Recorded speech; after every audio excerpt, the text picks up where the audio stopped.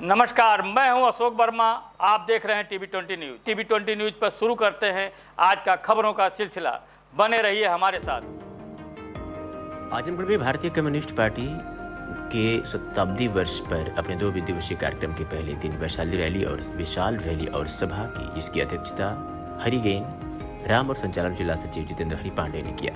भाकपा के कार्यकर्ता जजी मैदान में एकजुट होकर लाल झंडों और बैनरों के साथ पूरे उत्साह के साथ जुलूस निकालकर कलेक्ट्रेट का चक्रमण किया। उसके बाद रैली सभा में बदल गई।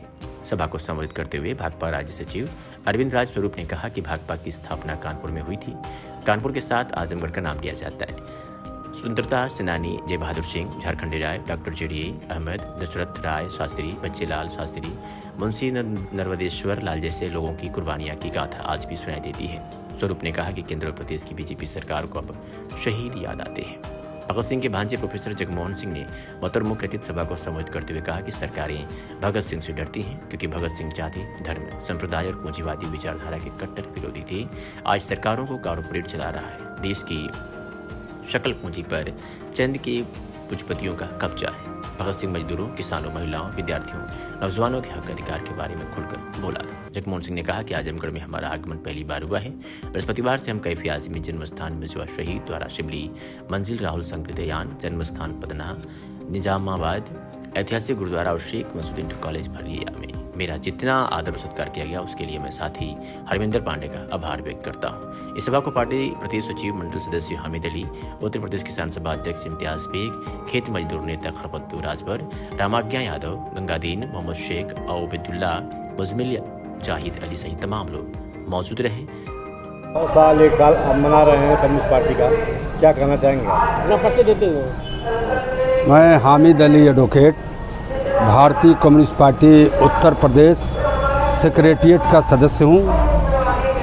और आज हमारी पार्टी कम्युनिस्ट पार्टी की तरफ से, वैसे तो पूरे देश में पार्टी का 100 वर्ष पूरा होने के बाद पार्टी के वर्कर, कार्यकर्ता, नेता सब लोग इसकी वर्षगांठ शताब्दी समारोह मना रहे हैं। आज रिक्शा स्टैंड में हम लोग ये प्रदर्शन करके, जनसभा करके, रैली करके इस गूंगी बहरी सरकार को अपनी आवाज़, जनता की आवाज़ को पहुंचा रहे हैं। कल हमारा नेहरू हॉल में सरदार भगत सिंह शहीद आज़म, जो 23 साल की उम्र में फांसी पर लटक गए थे, उनके सगे भांजे प्रोफेसर जगमोहन सिंह आए हैं। कल वो शताब्दी समारोह के बारे में और भगत सिंह की प्रासंगिकता के बारे में वो संबोधित करेंगे नेहरू हॉल में। आज हम सब लोग भारतीय कम्युनिस्ट पार्टी के लोग, आज हम सब लोग यहाँ इस प्रदेश और देश की जो हुकूमत है, इस हुकूमत में जो कुछ निगेटिव, नकारात्मक तरीके से इस देश की जो हुकूमत चलाई जा रही है, इसके खिलाफ आज हम सब लोग यहाँ कम्युनिस्ट पार्टी के तरफ से यहाँ धरना प्रदर्शन करके हम लोग यहाँ आज मांग कर रहे हैं कि जो हमारा आजमगढ़ ज़िला है, जिसमें 10 MLA की सीट है, जो यहाँ पर 2 पार्लियामेंट के मेंबर हैं, यहाँ 22 ब्लॉक हैं, 84 जिला पंचायत के मेंबर हैं, और आपके यहाँ 10-12 टाउन एरिया है, 3 नगर पालिका है। ये अरबों खरबों रुपया विकास के नाम पे आ रहा है। आखिर ये पैसा विकास के नाम पर कहाँ जा रहा है? ये MP MLA लोगों का निधि का पैसा, करोड़ों रुपया, ये कहाँ इस्तेमाल हो रहा है? एक ही सड़क को देख, अगर कायदे से जिलाधिकारी महोदय जांच करा दें तो एक ही सड़क पर MP का, MLA का, जिला पंचायत का, प्रधान का, तमाम इस तरह का काम है। सारा मामला गड़बड़ चल रहा है। इस पूरे देश के पैमाने पे ये बीमारी चल रही है। और आजकल आ गया SIR का फार्म लेकर के आदमी परेशान हाल है। आखिर कोई मानक तो होना चाहिए था। ये लोकतंत्र है, इस देश में जमहूरियत है। जमहूरियत में सभी राजनीतिक पार्टियों को, हिंदुस्तान के बुद्धिजीवियों को, वरिष्ठ अधिवक्ताओं को, संविधान के जानकारों को बुला करके ये प्रदेश की सरकार अगर इस पर विचार बनाती और इससे राय मशवरा लेती कि इसको कैसे NCR, ये जो आपके SIR का जो फार्म लेकर के 2003 का आपने फार्मूला बना दिया कि माँ बाप का नाम होना चाहिए, जिसकी ससुराल है पता चला वो लोग वहाँ से नहीं, वहाँ से कहीं और चले गए। इतनी परेशानी, भाई का नाम मिला, माँ बाप का नाम नहीं मिला। आखिर ये क्या तरीका है, क्या मतलब है इसका? ये वोट काटने का कोई षड्यंत्र तो नहीं? 69 लाख वोट आपने बिहार में काट दिया, उत्तर प्रदेश में क्या यही साजिश चल रही है? अरे इतने बड़े पार्लियामेंट में आपकी बहुमत है, धड़ाधड़ तमाम कानून बनाते चले जा रहे हैं, तो आप क्यों नहीं कानून बनाते?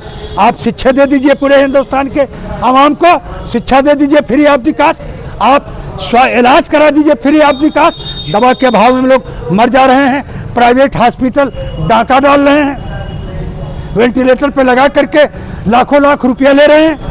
पैसा नहीं है गरीब के पास, मजदूर के पास। और पहले तो मुख्यमंत्री कोष से आप पैसा देते थे, 3.5 लाख का डॉक्टर का एस्टिमेट जाता है, आप 50,000 मुख्यमंत्री कोष से देते हैं। ये ढोंग सारा सब कुछ जो चल रहा है, इसलिए मैं आज इस माध्यम से अपने चैनल साथियों के, आजमगढ़ जनपद के वरिष्ठ पत्रकारों के माध्यम से ये आवाज़ पहुंचाना चाहते हैं। माननीय प्रधानमंत्री जी, अगर आप हर बात में गारंटी करते हैं तो आपसे हमारे सुझाव हैं कि हिंदुस्तान के अंदर यहाँ का बेरोजगार नौजवान रोजगार की गारंटी का कानून मांगता है, पार्लियामेंट में आप पास कीजिए। आप शिक्षा की गारंटी का कानून पार्लियामेंट के अंदर पास कीजिए। आप इलाज का कानून पार्लियामेंट के अंदर पास कीजिए, इलाज की गारंटी का कानून पास कीजिए। जिस दिन तीनों गारंटी का कानून आप पास कर देंगे तो ये सरकार की जिम्मेदारी हो जाएगी। सरकार जनता का इलाज फ्री ऑफ द कास्ट करावे, जनता को शिक्षित फ्री ऑफ द कास्ट करावे और जनता को हर हालत में रोजगार मुहैया करावे। ये पार्लियामेंट के अंदर गारंटी का, रोजगार की गारंटी का कानून क्यों नहीं सरकार बनाती है? और भारतीय कम्युनिस्ट पार्टी आजमगढ़ की नहीं, पूरे देश की 1925 की बनी हुई पार्टी है और इसका ना तो निशान बदला, ना तो इसका चुनाव निशान बदला। और तमाम पार्टियां पैदा हुई और वो समाप्त हो गई और जो आज हैं कल समाप्त हो जाएंगी। लेकिन इस देश के अंदर जब तक गरीब अमीर के बीच खाई रहेगी, मानव द्वारा मानव का शोषण होगा, कम्युनिस्ट पार्टी कभी समाप्त नहीं होगी।